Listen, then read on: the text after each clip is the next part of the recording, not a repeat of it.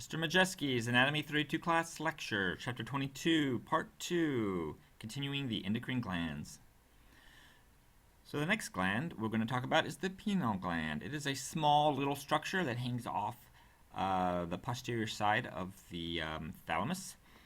It is mostly involved in the production of melatonin. This is a compound that is thought to be involved in setting our biological clock, part of our control of our circadian rhythms, and therefore can induce sleep. And the basic idea is that when we have lots of sunlight, or light in general, being perceived by our eyes, then the production of melatonin is turned off. But then when it gets dark, this, when perceived by our eyes, will lead to a signal to the pineal gland to start producing melatonin and making us sleepy, so we can then go to sleep. The thymus. Thymus, we talked about some in Chapter 15 on the lymphatic system. Here, specifically, we know the thymus produces hormones such as thymosin, thymopoietin, thymic humoral factor, and thymic factor. Gosh, they're all called thymo something. That can promote the proliferation and maturation of T cells. Makes sense, because that's where T cells mature. The thyroid gland, superior to the thymus, found in the throat. The thyroid gland has two large lobes, right and left lateral lobes, connected by an isthmus. The thyroid gland's hormones include the thyroid hormones, also known as T3 and T4, because of the number of iodine atoms in each of those types of hormones. And the thyroid hormones increase basal metabolic rate. They help stimulate protein production, increase use of glucose. Basically, they're all about ramping up our metabolism so that our body is more active. And thyroid gland also produces calcitonin. Calcitonin actually is going to affect the levels of calcium and phosphate found in the bloodstream. And it specifically does this by inhibiting osteoclasts, the cells that cleave the bone, that help send calcium and phosphate into the bloodstream from bone tissue. So it inhibits those cells and then accelerates the uptake of calcium and phosphate into bone extracellular matrix via the osteoblasts that build up bone tissue. So there's a few thyroid disorders out there. One example is myxedema. This is a hypothyroidism, so there's little hormone being produced. And the general effect, as you can see in the before and after picture, is, well, a bit of weight gain. You have facial swelling, the heart rate slows, body temperature goes down, person becomes very tired. Again, their metabolism is being slowed down.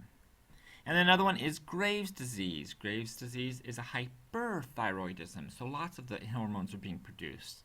And this leads to enlargement of the thyroid, and one of the more obvious symptoms is the edema behind the eyes. So when you get the swelling and additional fluids build up behind the eyes, it pushes them forward, making them protrude. Parathyroid glands. Well, there are usually 4 parathyroid glands in most people. They are attached to the back of the thyroid gland.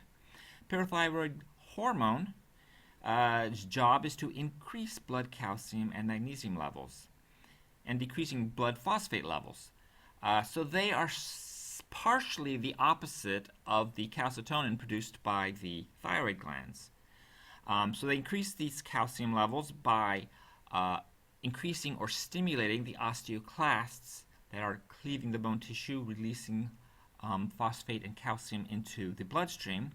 And they also stimulate the kidneys to increase the amount of phosphate that is getting deposited into the urine and therefore released from the body. The adrenal glands, there are 2 of them, one above each of the kidneys. They're shaped sort of like cones. The adrenal glands, if you look at them internally, you see that first you have the thick layer of dense connective tissue going all the way around, referred to as the capsule. And then you have the adrenal cortex, deep to that. And then at the very center, the adrenal medulla. It turns out the cortex and the medulla produce different hormones.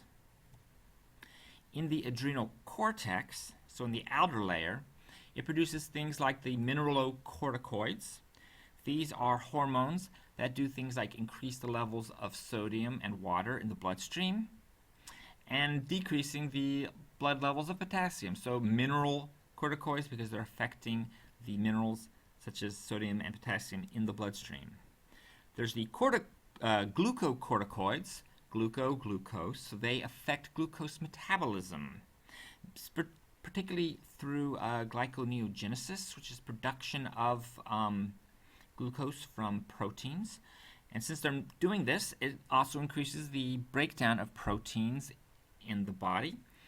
And they also are able to decrease inflammation and decrease the immune response. But the key thing is that they are involved in glucose metabolism, glucocorticoids. And then androgens. The adrenal cortex also produces some hormones that affect early growth of axillary and pubic hair, so armpit hair and pubic hair. In females, it's also involved in the libido found that a woman has, and also is the source of most post-menopause estrogen production.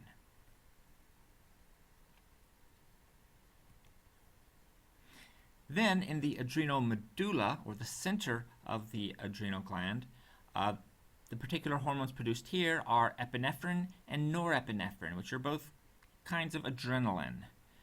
And these are very important in what's referred to as the fight or flight response. So if we get really scared or really angry, we're trying to decide whether to fight or to run away, these hormones are released, and this will increase the heart rate, which will thereby increase blood flow into the skeletal muscles, and it also increases glucose release into the bloodstream. This all basically is so that our skeletal muscles are ready to respond, whether we're going to run or fight. Some adrenal gland disorders. One is Cushington's syndrome. This is a increased secretion of cortisol, which is a glucocorticoid. It leads basically to spindly limbs. You get a spread out, more moon face. You can see a buffalo hump here. Remember, glucocorticoids are all about producing glucose, and then of course if you have lots of glucose, it could lead to fat production. Then there's Addison's syndrome, which is hyposecretion of glucocorticoids and aldosterone. Because of this, it leads to such symptoms as bronze skin. You can get weight loss, mental lethargy, and muscular weakness. So again, hyposecretion of a glucocorticoid means less production of glucose. So that could obviously slow the body down. The pancreas. The pancreas is a complicated, finicky organ. We'll talk more about some of its other functions when we talk about the digestive system. Today, we're going to focus on the pancreas's role in regulation of blood levels of glucose. So here is what is referred to as a pancreatic islet, or the islet of Langerhans. And there are many of these found throughout the pancreas, and they are embedded within masses of exocrine, which produce the digestive enzymes. So if you look at the pancreatic islet, you see that it has four main kinds of cells. It has alpha cells, which secretes glucagon, beta cells that secrete insulin, delta cells that secrete somatostatin, and F cells that secrete pancreatic polypeptide. Well, what do these hormones do? Let's take a look. Glucagon, that's produced by the alpha cells, they raise blood glucose levels by accelerating the breakdown of glycogen in the liver and increasing glucose release into the bloodstream. So they're going to pump up, increase the amount of glucose in the bloodstream. Insulin, produced by beta cells, lowers blood glucose levels by increasing glucose transport into cells, that is, out of the bloodstream and into cells, and also increases the production of glycogen. Remember, glycogen is a long molecule that's made up of units of glucose. There's somatostatin, produced by the delta cells. They inhibit secretion of insulin and glycagon. So if everything's fine with the blood level of glucose, they turn off glycagon and insulin. And then there's the pancreatic polypeptides. What do? Well, they inhibit somatostatin. So if things aren't right with the levels of glucose in the bloodstream, pancreatic polypeptides can turn off somatostatin, which then allows glucagon or insulin to be produced, depending on the conditions in the bloodstream. Pancreatic peptides also can cause the gallbladder to contract and also can cause the secretion of pancreatic enzymes for digestion.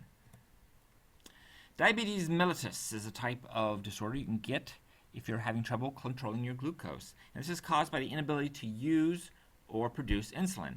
In type 1 diabetes, the person's immune system destroys the pancreatic beta cells, which means they can no longer produce insulin without those cells. Type 2 diabetes, which is a bit more common, is also often found in obese individuals, and although not required, and is caused because the target cells that are supposed to respond to insulin become less sensitive to it. So it takes more and more insulin to be produced to cause them to pull the glucose out of the bloodstream, and eventually the body just doesn't make enough insulin. And some consequences or symptoms of diabetes include blurry vision, increased thirst, feeling tired or ill, dry itchy skin, slow healing, and loss of feeling in the feet or tingling feet. Ovaries produce hormones as well. They produce estrogens and progesterone, which regulate the female reproductive cycle and controls the production of oocytes through oogenesis, maintain the pregnancy, and help promote female secondary characteristics. Relaxin, produced by ovaries, increases the flexibility of the pubic symphysis during pregnancy and helps dilate the uterine and cervix during labor and delivery. So basically involved in helping a woman pop that baby out. And then inhibin. It inhibits the secretion of FSH, or follicle-stimulating hormone, from the pituitary gland.